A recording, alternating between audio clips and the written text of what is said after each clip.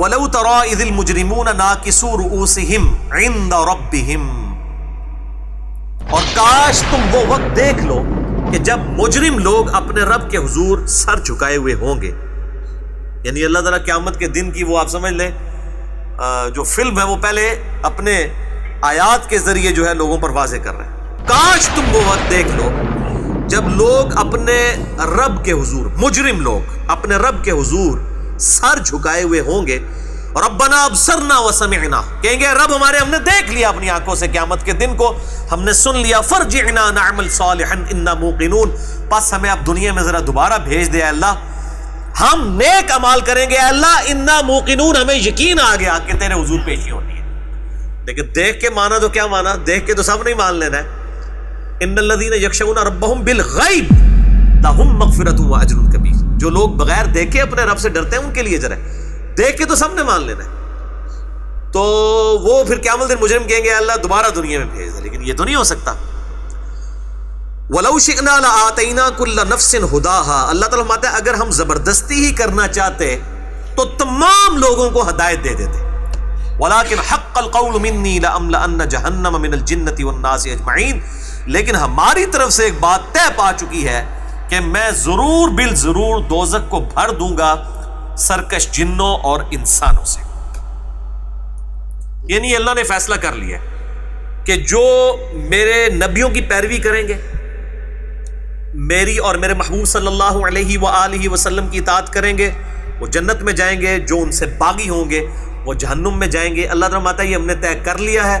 چونکہ ہم نے یہ طے کر لیا تو ظاہر ہے اس کا لازمی نتیجہ ہے کہ دو پارٹیاں ہمیشہ بنے گی، ایک نبی کی پارٹی بنے گی اور ایک نبی کے مخالفین کی. تو وہ دوزخ میں تو دوزخ کا تو فیصلہ ان کے لیے ہو جانا ہے. تو چونکہ اللہ نے یہ طے کر لیا ہے لہٰذا اس وقت کوئی چیز فائدہ نہیں دے گی اور اللہ تعالیٰ زبردستی کسی کو ہدایت نہیں دے گا. والذین جاہدوا فینا لنہدینہم سبلنا، جو لوگ ہماری راہ میں کوشش کریں گے انہی کو ہدایت ملے گی. فذوقوا بما نسیتم لقاء یومکم ھذا، پس چکھو آج قیامت کے دن اس عذاب کا مزہ جو تم ہماری ملاقات کو بھلا بیٹھے تھے دنیا میں. انا نسیناکم، آج ہم بھی تمہیں بھول جائیں گے، تمہارے حال پر چھوڑ دیں گے. وذوقوا عذاب الخلد، اور چکھو ہمیشہ کا عذاب، بما کنتم تعملون، ان کرتوتوں کے بدلے میں جو تم دنیا میں کیا کرتے تھے. اللہم اجرنا من النار، اللہم اجرنا من النار، اللہم اجرنا من النار. اللہم من احییتہ منا فاحیہ علی الاسلام ومن توفیتہ منا فتوفہ علی الایمان، آمین. انما یؤمن بآیاتنا الذین اذا ذکروا بها، ہمارے بندے تو صرف وہی تھے ایمان والے کہ جب ہماری آیات ان کے سامنے تلاوت کی جاتی تھی، ان کو نصیحت کی جاتی تھی ہماری آیات کے ذریعے، خروا سجدا وسبحوا بحمد ربہم، تو فوراً سجدے میں گر پڑتے تھے اور اپنے رب کی حمد بیان کرتے تھے اپنے رب کی. وہم لا یستکبرون، اور وہ تکبر نہیں کیا کرتے تھے. اللہ اکبر، سبحان ربی العلی، سبحان ربی العلی، سبحان ربی العلی، سبحان اللہ وبحمدہ. آیت سجدہ کے لیے ضروری نہیں ہے کہ آپ نے ماتھے ہی نیچے ٹیکنا ہے، ٹو باؤ ڈاؤن بھی کر لیں گے تو وہ سجدہ ادا ہو جائے گا. مسئلہ نمبر 119 میرا ahlsunnatpak.com ہماری ویب سائٹ پہ سجدہ تلاوت کے حوالے سے رکھا ہے. اس کی پوری ڈیٹیلز میں نے اس میں 8 صحیح الاسناد حدیث کی روشنی میں بیان کی ہے.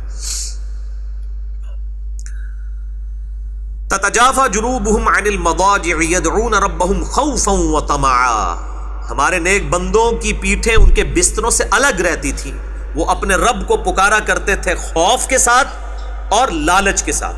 یعنی خوف آخرت کا ڈر بھی، اور ساتھ لالچ بھی کہ مجھے جنت مل جائے. تو یہ جو صوفیاء کے ہاں کانسیپٹ آیا، اور سیدنا مولا علی رضی اللہ تعالیٰ عنہ علیہ السلام کے بارے میں بھی ایک جھوٹا قول منسوب کیا ہوا ہے انہوں نے کہ مولا علی کہا کرتے تھے کہ جی میں اللہ تعالیٰ کی عبادت نہ تو جنت کی وجہ سے کرتا ہوں نہ دوزخ کی وجہ سے، بلکہ اس سے محبت کی وجہ سے کرتا ہوں. بالکل جھوٹ ہے. مولا علی کبھی بھی قرآن کے خلاف بات نہیں کر سکتے. آپ نہج البلاغہ میں بھی مولا علی علیہ السلام کے سارے خطبات اٹھا کے دیکھیں، پورے سینٹرڈ اراؤنڈ قرآن ہے. تو قرآن کی تعلیمات تو بالکل واضح ہے کہ نیک بندوں کی نشانی یہ ہے کہ وہ خوف اور امید دونوں چیزوں کے ساتھ اپنے رب کی طرف، دیکھیں نا، خوف اور طمع کے ساتھ اللہ کی طرف متوجہ ہوتے ہیں. آخرت کے عذاب کا خوف اور اللہ سے نعمت پانے کی طمع اور لالچ. بھائی وہ لالچ جو ہے کوئی بری چیز نہیں ہے یہ والی لالچ، کیونکہ وہ لالچ خود اللہ نے دلائی ہے. اگر یہ بری چیز ہے تو یہ برا کام کیا کس نے؟ نعوذ باللہ اللہ پہ فتویٰ چلا جائے گا نا کہ وہ جنت کی لالچ کیوں دیتا ہے. تو یہ بالکل غلط کانسیپٹ ہے. کتاب و سنت کا کانسیپٹ یہ ہے کہ آپ دوزخ سے ڈریں گے بھی اور جنت کی لالچ بھی رکھیں گے. بیلنسڈ. جو سورہ الفرقان کے آخری رکوع میں جا کے اہل ایمان کی نشانیاں آئی ہیں 12، جس پہ میرا مسئلہ نمبر 120 ریکارڈڈ موجود ہے. اس میں ایک یہ تھی نا کہ اہل ایمان اللہ سے دعا کرتے ہیں ربنا اصرف عنا عذاب جہنم ان عذابها کان غراما، اے رب ہمارے ہم سے جہنم کا عذاب پھیر دے. جہنم کا عذاب تو ہمارے گلے کا پھندا بن چکا ہے، ایک لٹکتی ہوئی تلوار ہے، ہر وقت ہمیں ڈر لگا رہتا ہے کہ کہیں جہنم میں نہ چلے جائیں. اے اللہ ہم سے یہ عذاب دور کر دے، اللہم اجرنا من النار آمین. تو یہ تو نیک بندوں کی نشانی بتائی گئی ہے. اور یہ کہتے ہیں نہیں جی وَمِمَّا رَزَقْنَاهُمْ يُنْفِقُونَ، اور ان کی ایک اور نشانی ہے کہ وہ ہمارے دیے ہوئے مال میں سے ہماری راہ میں خرچ بھی کرتے ہیں. ظاہر جیب وہی ڈھیلی کرے گا جس سے یہ امید ہے کہ مجھے اس کا بدلہ اللہ نے دینا ہے، تو وہ دنیا کے بینک کی بجائے اللہ کے ڈیوائن بینک میں جمع کروا دے گا. جو بخاری و مسلم کی حدیث ہے، انسان کہتا رہتا ہے میرا مال میرا مال میرا مال، حالانکہ انسان تیرا مال تو وہ ہے جو تو نے کھا کے ختم کر لیا یا پہن کے بوسیدہ کر لیا یا اللہ کی راہ میں خرچ کر کے آخرت کے لیے محفوظ کر لیا.